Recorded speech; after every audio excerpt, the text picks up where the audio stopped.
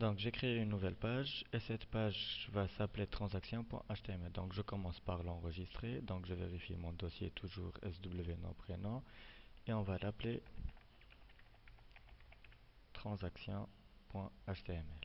Donc cette page elle contient saisie d'une transaction comme titre. Ensuite elle contient un formulaire. Donc insertion formulaire. Et ce formulaire va contenir 5 lignes, donc on va insérer un tableau avec 5 lignes, 2 colonnes. Donc on commence. Date de la transaction, numéro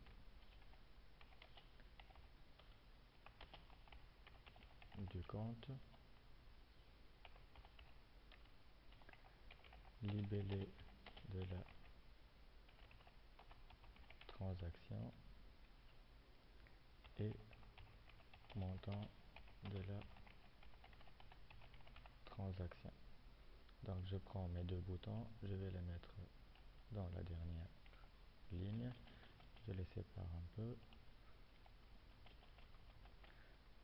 donc je corrige les fautes. Donc le bouton envoyer c'est confirmer, confirmer, et le bouton rétablir c'est annuler. Donc ensuite je vais insérer mes zones de texte. Donc on a 4 zones de texte. Je prends la première, un copier-coller 4 fois. Je reviens là.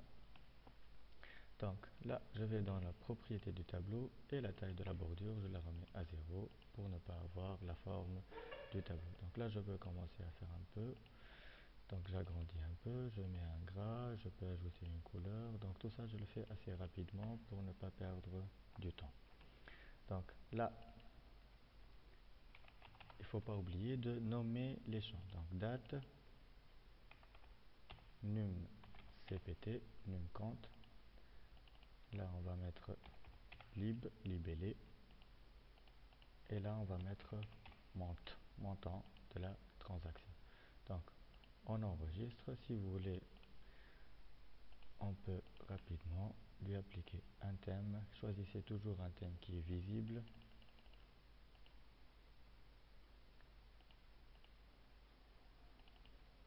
Bon, je vais prendre celui-là et j'ajuste ma page. Donc, j'enregistre. Donc, lorsque cette fenêtre apparaît, s'il vous plaît, vous lui dites OK et non pas annuler. Donc, je vais sur ma page, je vérifie la page transaction. Donc, c'est bon. Okay. Donc, ensuite, qu'est-ce qu'on nous dit? On nous dit que le clic sur le bouton confirmer fait appel à une fonction JavaScript permettant le contrôle de saisie du formulaire et un script PHP transaction.php qui permet l'ajout des informations. Donc, je vais revenir sur le code. On enlève la ligne WebBot Self. Dans l'action,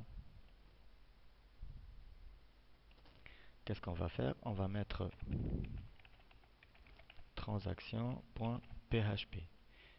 On va ajouter un nom au formulaire. Donc, name est égal par exemple F. Et on va lui ajouter en submit un return verif et on n'oublie pas les parenthèses. Donc, j'enregistre.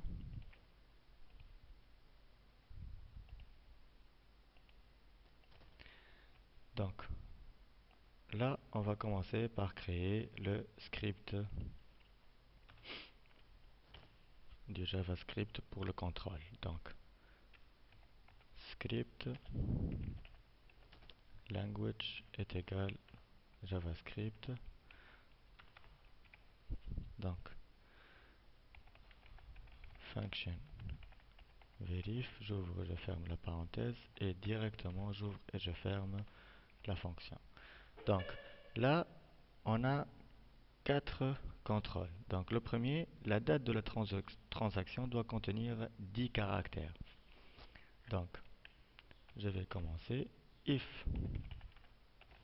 document.f.date.value.length est différent de 10 caractères. Donc note égale à 10. Alors, j'ouvre et je ferme. Qu'est-ce que je vais mettre? Je vais mettre une alerte.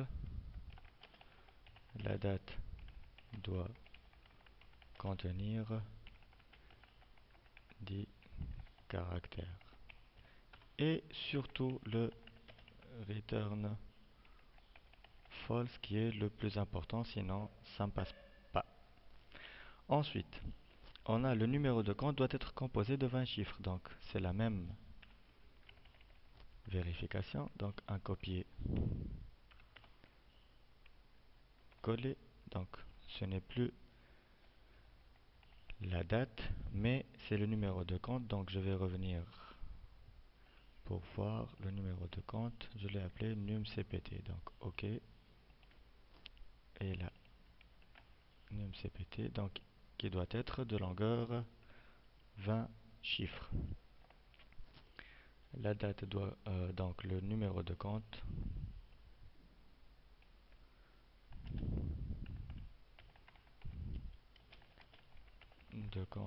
doit contenir 20 chiffres. Donc là, on a testé uniquement sur la longueur. Il reste un deuxième test. C'est qu'il doit contenir uniquement des chiffres. Donc, on va mettre ou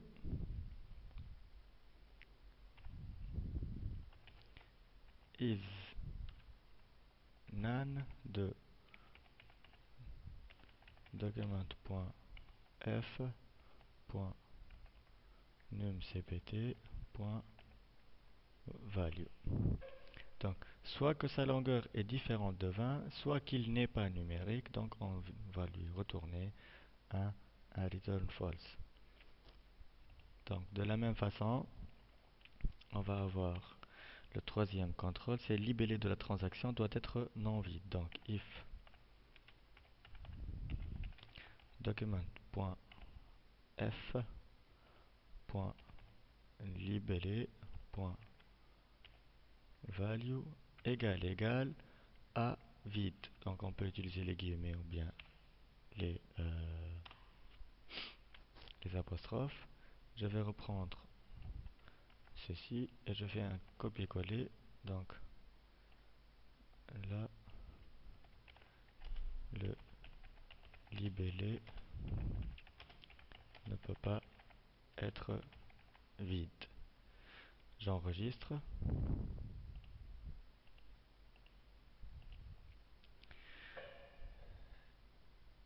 Et le montant de la transaction doit contenir une valeur strictement positive. Donc là, j'ai une parenthèse qui est superflue. Donc, la troisième, c'est plutôt la dernière. Donc, if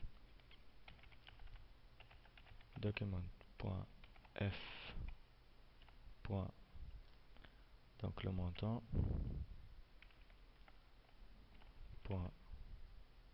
.value est inférieur à 0. Alors, je fais mon copier-coller.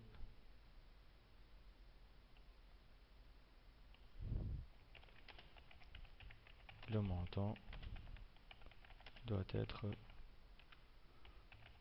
positif. Donc, vous remarquez qu'il y a la dernière accolade qui est celle de la fonction. Donc, j'enregistre. Et là, j'ai terminé tout ce qui est JavaScript et la page formulaire. Donc, je vais tester.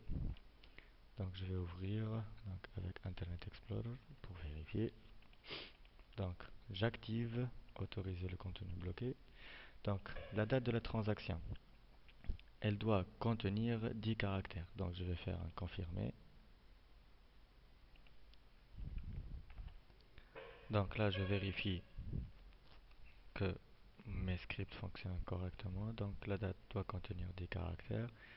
Je vais lui mettre donc des caractères. Donc on va lui mettre la date, c'est le 21/5/2012. Le numéro de compte doit contenir 20 chiffres, donc je vais lui mettre 1, 2, 3, 4, 5, 6, 7, 8, 9, 10, 11, 12, 13, 14, 15, 16, 17, 18, 19, 20. Donc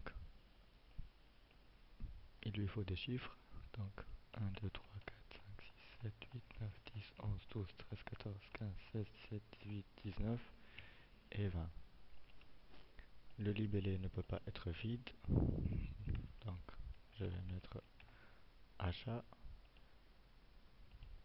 Donc là c'est passé parce que le montant de la transaction il est vide mais il n'est pas négatif. Mais si je mets -5, il va me dire il doit être positif. Donc qu'est-ce qu'on va faire là? On va ajouter à notre contrôle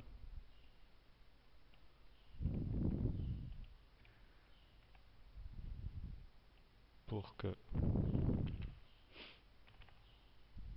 le montant